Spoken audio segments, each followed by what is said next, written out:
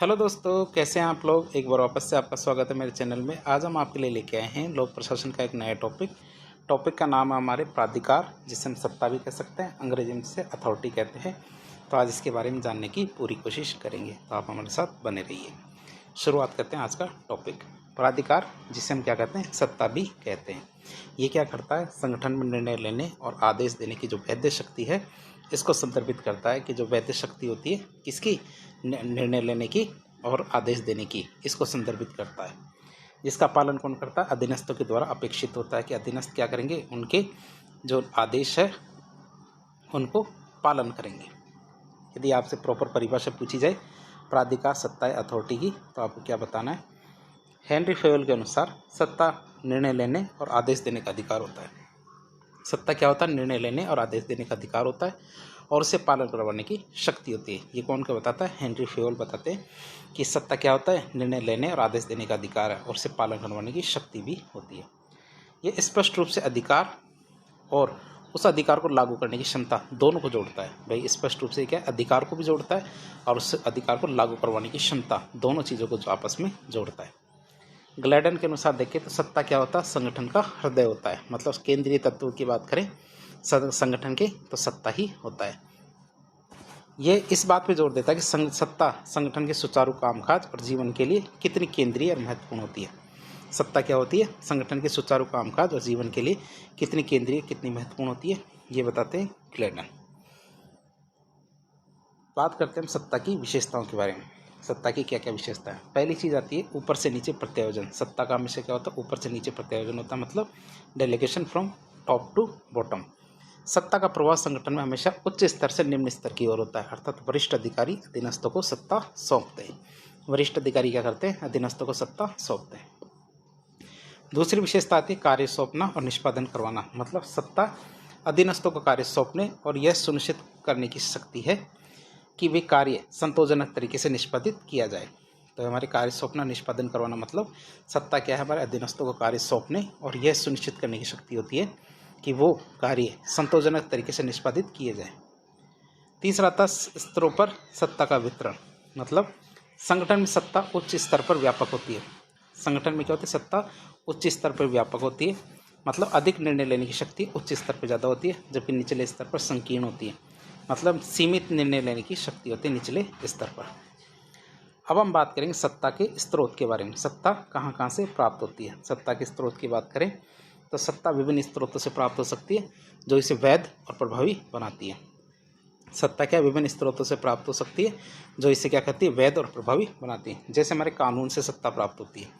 कानून की बात करें तो हमारे विधि और संविधान की बात करें तो संविधान के द्वारा शक्तियाँ प्रदत्त की जाती है, जिनसे क्या होती है, सत्ता प्राप्त होती है। फिर विधायिका के द्वारा कोई कानून बनाया गया तो हमारे संसद और राज्य विधान सभाओं के द्वारा जो कानून बनाए जाते हैं, उनके द्वारा भी सत्ता प्राप्त होती है। तीसरा होता है न्यायिक निर्णय। तो न्यायालयों के द्वारा दिए गए निर्णय जो प्रशासनिक कार्रवाई का आधार बनते हैं। न्यायालयों के द्वारा जो निर्णय दिए जाते हैं, वो निर्णय क्या करते हैं, प्रशासनिक कार्रवाई का आधार बनते हैं।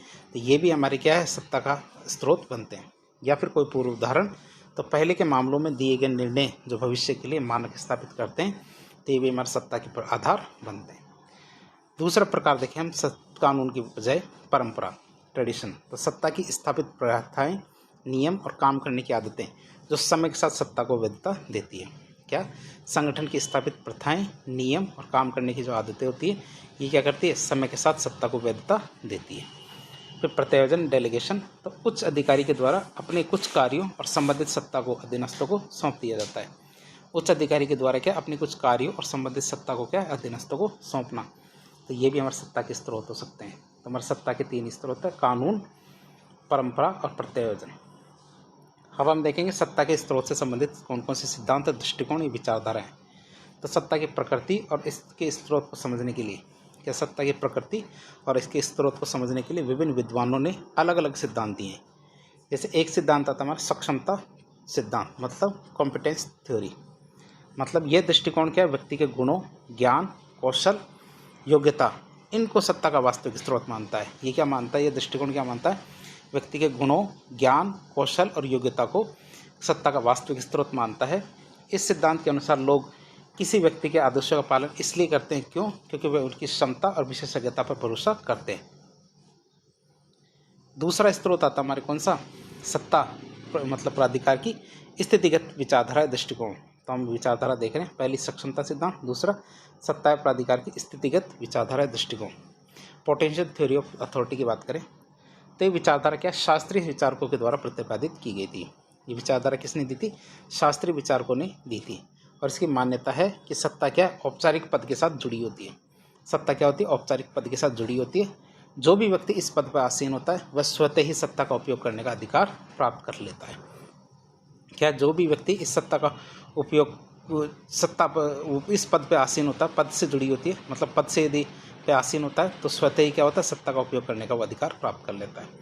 भले ही उसके व्यक्तिगत गुण कुछ भी हो, लेकिन वह कर लेता है। फिर सत्ता की स्वीकृति विचारधारा मतलब एक्सेप्टेंस थ्योरी ऑफ अथॉरिटी। तो इस विचारधारा को किसने दिया था? चेस्टर बर्नार्ड ने प्रतिपादित किया था। किसने? चेस्टर बर्नार्ड ने प्रतिपादित किया था। किसका? Acceptance theory. तो इसके अनुसार उच्च अधिकारी की सत्ता की वैधता अधीनस्थों की स्वीकृति पर निर्भर करती है। कि उच्च अधिकारी की जो सत्ता है उसकी वैधता किस पर निर्भर करती है? अधीनस्थों की स्वीकृति के नीचे वाले मानेंगे तो ही सत्ता है, नहीं तो नहीं। एक उच्च अधिकारी सत्ता का प्रयोग तभी कर सकता है जब उसके आदेशों को अधीनस्थ स्वीकार करे। क्या? एक उच्च अधिकारी सत्ता का प्रयोग तभी कर सकता है जब अधीनस्थ क्या है? उसके आदेशों को स्वीकार करे। आज चेस्टर बर्नार्ड ने क्या किया? अधीनस्थों के द्वारा सत्ता स्वीकृति की 4 शर्तें बताई हैं कि अधीनस्थ आपकी सत्ता को तभी स्वीकार कर सकते हैं जब 4 शर्तें पूरी हो। पहली शर्त होती है अधीनस्थ आदेश को समझता हो। जो उच्च अधिकारी के द्वारा आदेश दिया गया है अधीनस्थ को वो आदेश समझ में आना चाहिए। दूसरा, आदेश अधीनस्थ के हितों के विपरीत नहीं होना चाहिए। आदेश क्या हो? अधीनस्थ के हितों के विपरीत नहीं होना चाहिए। तीसरा, आदेश संगठन के उद्देश्यों के विपरीत भी नहीं होना चाहिए। कि आदेश क्या? संगठन के उद्देश्यों के विपरीत भी नहीं होना चाहिए। और अधीनस्थ मानसिक और शारीरिक रूप से क्या? अधीनस्थ क्या? मानसिक और शारीरिक रूप से आदेश का पालन करने में सक्षम होना चाहिए। तो ये हमारे कुछ स्वीकृति की शर्तें हैं सत्ता के अंदर, जो किसने बताई थी? चेस्टर बर्नार्ड ने। अब चेस्टर बर्नार्ड ने एक कॉन्सेप्ट और दिया जिसे कहते हैं उदासीनता का क्षेत्र, जोन ऑफ इंडिफरेंस। मतलब चेस्टर बर्नार्ड ने अधीनस्थों तक आदेश पहुंचाने के लिए 3 स्थितियाँ बताई है। चेस्टर बर्नार्ड साहब ने क्या कहा है? अधीनस्थों तक आदेश पहुंचाने की 3 स्थितियाँ कौन कौन सी है? पहला, कि जब भी उच्च अधिकारी के द्वारा अधीनस्थों को आदेश दिया जाता है तो कुछ आदेश पूर्णतः अस्वीकृत हो जाते हैं। मतलब जो अधीनस्थ होते हैं उनको मानने से साफ साफ मना कर देते हैं। दूसरा, वे आदेश जिनको अधीनस्थ स्वीकृत भी कर सकते हैं और अस्वीकृत भी कर सकते हैं। मतलब उनके निर्णय की सीमा है कि भैया हाँ भी कह सकते हैं, ना भी कह सकते हैं। और तीसरे वे आदेश होते हैं जिन पर अधीनस्थ बिना अधिक मनन और चिंतन किए सहज भाव से जिनको स्वीकार कर लेते हैं। तो इस क्षेत्र को हम क्या कहते हैं? उदासीनता का क्षेत्र कहते हैं। इस क्षेत्र में आने वाले आदेशों का पालन बिना किसी प्रतिरोध के होता है। यदि इस क्षेत्र में कोई भी आदेश आता है, इनसे संबंधित कोई आदेश आता है, तो अधीनस्थ क्या है? उसको बिना किसी नानुकुर किए स्वीकार कर लेता है। तो इसे हम क्या कहते हैं? उदासीनता का क्षेत्र कहते हैं। 5वीं विचारधारा आती है स्वीकृति का क्षेत्र, मतलब जोन ऑफ एक्सेप्टेंस। तो ये अवधारणा हमारे हर्बर्ट ए साइमन के द्वारा दी गई थी। जोन ऑफ एक्सेप्टेंस मतलब स्वीकृति का क्षेत्र की विचारधारा हमारे किसके द्वारा दी गई थी? हर्बर्ट ए साइमन के द्वारा दी गई थी। तो साइमन साहब मानते हैं कि सत्ता क्या है? अधीनस्थों की स्वीकृति पर निर्भर करती है। क्या? साइमन साहब के मानना है कि सत्ता अधीनस्थों की स्वीकृति पर निर्भर करती है। और उन्होंने सत्ता स्वीकार करने या आज्ञा पालन के 4 आधार बताए। उन्होंने क्या किया? सत्ता स्वीकार करने या फिर आज्ञा पालन के 4 आधार बताए। पहला आधार हमारे विश्वास की सत्ता है। पहला आधार होता है हमारे विश्वास की सत्ता। दूसरा, एकरूपता की सत्ता। तीसरा आधार आता हमारे दबाव की सत्ता। और चौथा आता हमारे क्या? वैधानिकता की सत्ता। तो 4 आधार बताएं किन्होंने? हर्बर्ट ए साइमन ने। पहला आता है हमारे विश्वास की सत्ता, मतलब संगठन में अधीनस्थों को उच्च अधिकारी की क्षमता और निर्णय की क्षमता। क्या? अधीनस्थों को उच्च अधिकारी की क्षमता और निर्णय लेने की जो क्षमता है उस पर विश्वास हो जाता है, जिससे वे उसके आदेशों का पालन सहज भाव से कर लेते हैं। यह अधीनस्थ मानेंगे ही नहीं उच्च अधिकारी में क्षमता और निर्णय लेने की क्षमता है, तो अधीनस्थ क्यों मानेंगे? तो इसलिए विश्वास की सत्ता होना जरूरी है। फिर एकरूपता की सत्ता, तो आदेश की एक रूपता होनी चाहिए और स्वीकृति की भी एक रूपता होनी चाहिए। आदेश की एकरूपता मतलब उच्च अधिकारी एक होना चाहिए जिसके द्वारा आदेश दिया जाए, और स्वीकृति की भी एक रूपता होनी चाहिए कि जैसा कहा जाए वैसा ही किया जाए। अधीनस्थ उन आदेशों को स्वीकार करते हैं जो उनके अपेक्षित व्यवहार के अनुरूप होते हैं, कि मतलब उन आदेशों को आसानी से मान लेते हैं जो वो आसानी से कर सकते हैं। तीसरा होता है दबाव की सत्ता। तो इसमें विभिन्न प्रकार के दबावों को शामिल किया जाता है। इसमें क्या किया जाता है, विभिन्न प्रकार के दबावों को शामिल किया जाता है, जैसे हमारे सामाजिक दबाव, मनोवैज्ञानिक दबाव, संगठन का लक्ष्य, आर्थिक सुरक्षा, उदासीनता। तो हमारे बहुत सारे दबाव है, तो दबाव की सत्ता के अंतर्गत इनको स्वीकार किया जाता है। पहला आता है सामाजिक दबाव। सामाजिक दबाव में हम मूल्य, संस्कृति, विश्वास, परंपरा इनको शामिल करते हैं। मनोवैज्ञानिक दबाव में हमारा भय, प्रताड़ना, आशंका, नैतिकता इनको शामिल करते हैं। संगठन के लक्ष्य के अंतर्गत हम लक्ष्य प्राप्ति के लिए जो आदेश दिए जाते हैं उनको शामिल करते हैं। आर्थिक सुरक्षा के अंतर्गत नौकरी और वेतन की सुरक्षा का दबाव इसको शामिल करते हैं। उदासीनता क्या होती है, कुछ मामलों में अधीनस्थ केवल उदासीनता के कारण आदेशों का पालन करते हैं। तो दबाव की सत्ता है जिनके कारण क्या अधीनस्थ उच्च के द्वारा दिए गए निर्देशों की पालना करते हैं। फिर आता है अवैधानिकता की सत्ता। तो संगठन का आधार क्या होता है, कानूनी होता है। कोई भी संगठन क्यों बनाया जाता है, क्योंकि उसको कानूनी आधार मिला हुआ है। और अधीनस्थ उस कानूनी परिवेश में कुछ अधिकारियों जो है उनके आदेश को स्वीकार करते हैं, क्योंकि वैधानिकता की सत्ता होती है। तो हमने 4 प्रकार की सत्ता देखी, किसके द्वारा बताई गई थी, ये बताई गई थी हमारे हर्बर्ट एस साइमन के द्वारा। पहले विश्वास की सत्ता, फिर एकरूपता की सत्ता, फिर दबाव की सत्ता, फिर वैधानिकता की सत्ता। अब सत्ता के प्रकार देखेंगे हम किसके अनुसार, मैक्स वेबर के अनुसार। मैक्स वेबर के अनुसार सत्ता के प्रकार देखें तो मैक्स वेबर ने वैधता के आधार पर सत्ता के 3 आदर्श बताए। क्या मैक्स वेबर ने वैधता के आधार पर सत्ता के 3 आदर्श बताए, कौन कौन से? एक तो होती है हमारी परंपरागत सत्ता, एक होती है हमारी करिश्मा सत्ता, एक होती है हमारी वैध तार्किक सत्ता। एक तो कौन सी थी, परंपरागत सत्ता जिसे ट्रेडिशनल अथॉरिटी कहते हैं, दूसरी करिश्माई सत्ता जिसे करिज्मेटिक अथॉरिटी कहते हैं, और तीसरी वैध तार्किक सत्ता होती है जिसे लीगल रैशनल अथॉरिटी कहते हैं। पहला देखिए परंपरागत सत्ता, ट्रेडिशनल अथॉरिटी। तो ये हमारे परंपराओं, रीति रिवाजों और ये क्या कहते हैं, हमारे प्रथाओं, रीति रिवाजों और परंपराओं पर आधारित होती है। लोग आदेश का पालन इसलिए करते हैं क्योंकि हमेशा से ऐसा होता आया है, इसलिए यही सोच के परंपराओं का पालन करते हैं। दूसरा करिश्माई सत्ता, तो किसी व्यक्ति के असाधारण व्यक्तिगत गुणों, चमत्कारिक शक्तियों और नेतृत्व क्षमता पर आधारित होती है। लोग उस व्यक्ति की प्रति श्रद्धा के कारण क्या आदेश का पालन करते हैं। जैसे 2014 के बाद में हमारे नरेंद्र मोदी जी की सरकार आई है, तो उन जनता ने क्या उनके अंदर करिश्मा सत्ता को देखा है। इसी वजह से सारे के सारे लोग क्या है उनके प्रति श्रद्धा के कारण आदेश का पालन करते हैं। उन्होंने थाली बजाने के लिए कहा तो सभी ने थाली बजाई, और सभी ने को ताली बजाने के लिए कहा तो ताली बजाई। क्यों? क्योंकि उनकी करिश्माई सत्ता है। फिर आती है हमारी वैध तार्किक सत्ता। तो यह तर्क और नियमों पर आधारित होती है। ये क्या होता है, तर्क और नियमों पर आधारित होती है, अर्थात इसे हम कानूनी सत्ता कह सकते हैं। लोग आदेशों का पालन इसलिए करते हैं क्योंकि वे उस पद पर आसीन जो व्यक्ति है उसके वैधानिक अधिकारों को वैध मानते हैं, कि जो उसको आदेश अधिकार मिले हुए हैं जनता क्या है उसको वैध मानती है, इसीलिए उसके अधिकार वो सत्ता को मानते हैं। आधुनिक नौकरशाही इसी प्रकार की सत्ता पर आधारित है। क्यों? क्योंकि उसको वैधता मिली हुई है जो उसकी सत्ता है, तभी उसके आदेशों का पालन किया जाता है। तो हमारे 3 तरह की सत्ता देख ली हमारे किसके अनुसार, मैक्स वेबर के अनुसार। पहला परंपरागत सत्ता, ट्रेडिशनल अथॉरिटी, दूसरी करिश्मा सत्ता, कैरिज्मेटिक अथॉरिटी, तीसरी वैध तार्किक सत्ता मतलब लीगल रैशनल अथॉरिटी। फिर आता है सत्ता के प्रकार अमिताई एतजियोनी के अनुसार। तो अमिताई एतजियोनी ने आज्ञा पालन के आधार पर क्या अमिताई एतजियोनी ने आज्ञा पालन के आधार पर सत्ता के 3 प्रकार बताए। एक तो होती है हमारी कौन सी, बलयुक्त सत्ता। क्या होती है? एक तो होती है हमारी बलयुक्त सत्ता, एक होती है आदर्शात्मक सत्ता, एक होती है हमारी उपयोगितावादी सत्ता। तो एक एक करके तीनों को देखें। पहली होती है बलयुक्त सत्ता मतलब कोरेसिव अथॉरिटी, मतलब ऐसी सत्ता जो भय, धमकी या फिर शारीरिक बल के कारण स्वीकार की जाती है। ऐसी सत्ता जो हमारे भय, धमकी या फिर शारीरिक बल के कारण स्वीकार की जाती है उसे कहते हैं बलयुक्त सत्ता, कोरेसिव अथॉरिटी। दूसरी होती है आदर्शात्मक सत्ता, नॉर्मेटिव अथॉरिटी। तो ये सत्ता क्या हमारी विभिन्न मानकों, मूल्यों या फिर विश्वास पर आधारित होती है। ये सत्ता क्या होती है हमारी निश्चित मानकों, मूल्यों और विश्वास पर आधारित होती है, और व्यक्ति क्या उन मूल्यों के प्रति प्रतिबद्धता के कारण इसे स्वीकार कर लेता है। क्यों? व्यक्ति क्या होता है उन मूल्यों के प्रति कैसा होता है, प्रतिबद्ध होता है, इसी वजह से उनकी सत्ता को स्वीकार कर लेता है। तीसरी सत्ता आती है हमारी कौन सी, उपयोगितावादी सत्ता, यूटिलिटेरियन अथॉरिटी।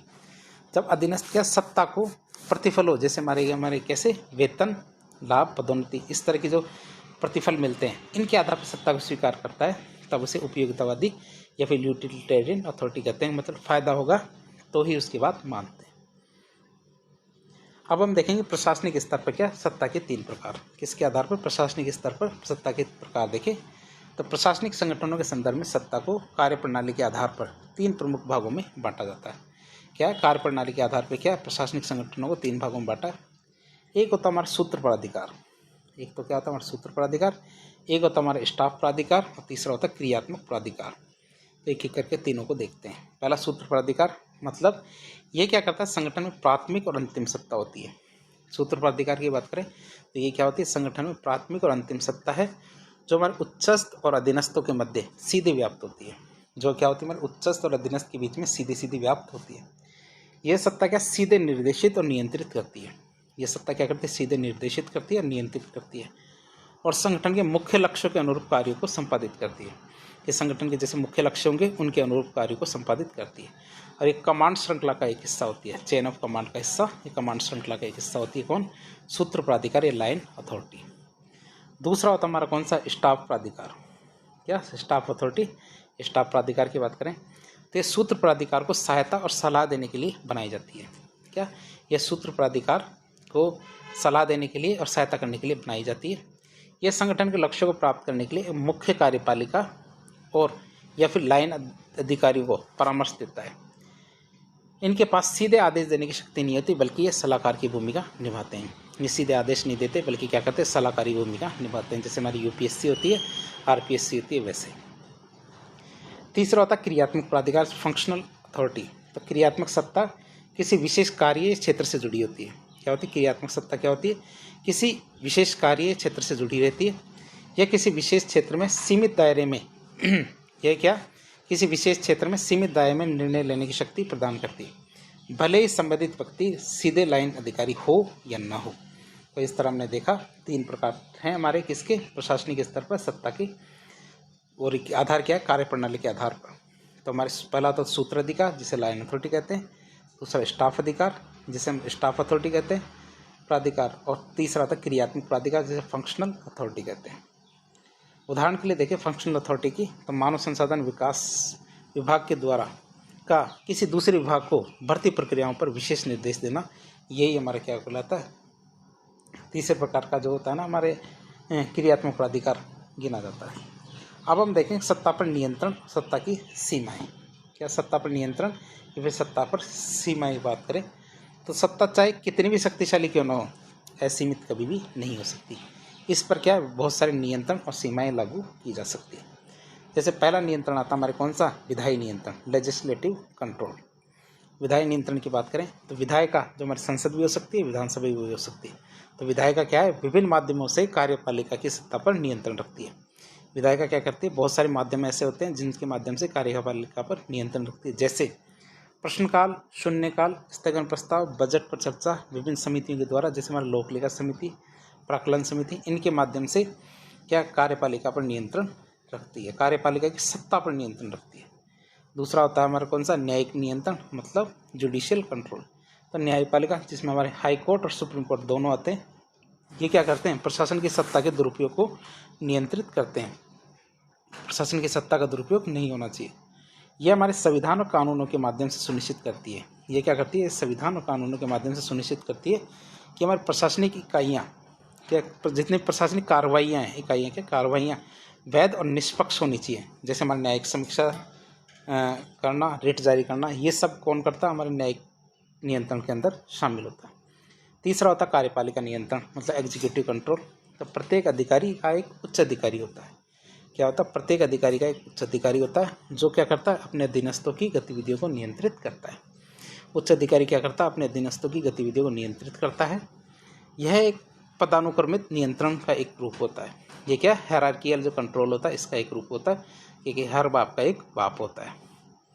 फिर जनमत, मीडिया, दबाव समूह की बात करें, public opinion, media, pressure groups, इनकी बात करें, ये कैसे नियंत्रण स्थापित करते हैं? तो जनता की राय, स्वतंत्र मीडिया और विभिन्न दबाव समूह प्रशासनिक सत्ता पर नैतिक और सामाजिक दबाव डालकर उसे जवाबदेह बनाते हैं। क्या जनता की राय, स्वतंत्र मीडिया और विभिन्न दबाव समूह क्या करते हैं? प्रशासनिक सत्ता पर नैतिक और सामाजिक दबाव डाल के उसे जवाबदेह बनाने की कोशिश करते हैं। फिर आता हमारा अधीनस्थों की सीमा, लिमिटेशंस ऑफ सबऑर्डिनेट्स। उसकी बात करें तो अधीनस्थों की योग्यता, क्षमता, प्रेरणा और स्वीकृति का स्तर। क्या अधीनस्थों की योग्यता, क्षमता, प्रेरणा और स्वीकृति का स्तर भी क्या करता है? वरिष्ठों की सत्ता के प्रभावी उपयोग को सीमित कर सकता है। जब वरिष्ठ होते हैं तो वरिष्ठों की सत्ता के प्रभावी उपयोग को सीमित कर सकता कौन? अधीनस्थों की सीमा। अधीनस्थों की सीमा में हम क्या देखते हैं? उनकी योग्यता, क्षमता, प्रेरणा, स्वीकृति का स्तर, ये सीमित करता है। फिर आदेशकर्ता का व्यक्तित्व भी निर्भर करता है। कैसे? पर्सनैलिटी ऑफ द कमांडर की, कि आदेश देने वाले अधिकार के व्यक्तित्व, व्यक्तिगत व्यक्तित्व, विश्वसनीयता, नेतृत्व क्षमता भी इस बात को प्रभावित करते हैं कि उसके आदेशों को कितनी प्रभावी ढंग से स्वीकार किया जाता है या नहीं, तो ये भी निर्भर करेगा। तो जैविक और मनोवैज्ञानिक सीमाओं की बात करें, बायोलॉजिकल और साइकोलॉजिकल लिमिटेशंस की, तो मानवीय क्षमताएं जैसे हमारी शारीरिक, मानसिक और भावनात्मक, ये भी क्या है? सत्ता के प्रभावी प्रयोग पर एक सीमा लगाती है। कोई भी व्यक्ति असीमित मात्रा में कार्य या निर्णय नहीं ले सकता। कोई भी व्यक्ति क्या असीमित मात्रा में कार्य या फिर निर्णय नहीं ले सकता। क्यों? क्योंकि उसकी जैविक और मनोवैज्ञानिक सीमाएं होती है। तो हमने 7 सीमाएं या नियंत्रण की बात की। तो पहला विधायी नियंत्रण, दूसरा न्यायिक नियंत्रण, तीसरा कार्यपालिका नियंत्रण, चौथा जनमत, मीडिया, दबाव समूह, पांचवा अधीनस्थों की सीमा, छठा हमारा आदेशकर्ता का व्यक्तित्व, सातवां जैविक और मनोवैज्ञानिक सीमाएं। अब हम देखेंगे शक्ति और सत्ता में क्या अंतर है। क्या शक्ति और सत्ता में क्या अंतर है? एक तरफ हमने शक्ति लिखा, दूसरी तरफ सत्ता लिखा, और दोनों में अंतर की बात करें। पहले बात करते हैं विशेषता की। मूल प्रकृति की बात करें, शक्ति कैसी होती है? मूलतः क्षमता होती है, मतलब किसी कार्य को करने या दूसरे को प्रभावित करने की एक तरह की क्षमता है शक्ति। सत्ता की बात करें तो ये अधिकारों का योग है, मतलब इसमें वैध और औपचारिक दोनों प्रकार के अधिकार शामिल किए जाते हैं। शक्ति के स्वरूप की बात करें तो ये भौतिक तत्व है, मतलब बल, प्रभाव आदि के रूप में इसको दिखाया जा सकता है। सत्ता की बात करें तो ये वैधानिक तत्व है, ये हमारे कानूनी और नैतिक वैधता पर आधारित होता है। ये क्या हमारे कानूनी या फिर नैतिक वैधता पर आधारित होता है। तीसरी भूमिका की बात करें तो शक्ति का साधन के रूप में इस्तेमाल की जाती है, मतलब किसी विशेष उद्देश्य को प्राप्त करने के लिए शक्ति का इस्तेमाल किया जाता है। सत्ता की बात करें तो सत्ता कर्ता के रूप में होती है, मतलब स्वयं निर्णय लेने और कार्य करने वाला होता है सत्ता। प्रकृति की बात करें तो शक्ति क्या व्यक्तिगत होती है, मतलब किसी व्यक्ति विशेष में शक्ति होती है। सत्ता की बात करें तो सत्ता क्या होती है? संस्थागत होती है, मतलब सत्ता पद या किसी संस्था से जुड़ी हुई होती है। फिर मूल्य की बात करें तो शक्ति की बात करें तो यह मूल्य निरपेक्ष होती है, मतलब शक्ति अच्छी भी हो सकती है, बुरी भी हो सकती है। सत्ता की बात करें तो मूल्य सापेक्ष होती है, मतलब वैधता और नैतिकता के पर आधारित होती है सत्ता। फिर प्रत्यायोजन की बात करें तो शक्ति का प्रत्यायोजन नहीं किया जा सकता, मतलब क्षमता सौंपी नहीं जा सकती। किसी व्यक्ति में शक्ति है तो वही उसका उपयोग कर सकता है, दूसरा नहीं। बल्कि सत्ता का तो प्रत्यायोजन किया जा सकता है, मतलब अधिकार नीचे के स्तर पर सौंपे जा सकते हैं। प्रवाह की बात करें तो इसका प्रवाह नीचे से ऊपर की ओर होता है, मतलब प्रभाव नीचे से ऊपर की ओर होता है। किसका? शक्ति का। तो सत्ता का प्रभाव ऊपर से नीचे की ओर होता है, मतलब आदेश ऊपर से नीचे की ओर आते हैं। ये हमने सत्ता और शक्ति दोनों के बीच में अंतर के बारे में देखा। तो इस तरह एक लेक्चर के जरिए हमने सत्ता के बारे में सब कुछ जानने की कोशिश की, उसके सभी पहलुओं को समझने की कोशिश की। तो इस प्रकार के इन्फॉर्मेटिव वीडियो देखने के लिए हमारे चैनल से जुड़े। वीडियो यदि पसंद आए तो वीडियो को लाइक करें, चैनल को सब्सक्राइब करें, अपने दोस्तों के साथ शेयर करें। धन्यवाद।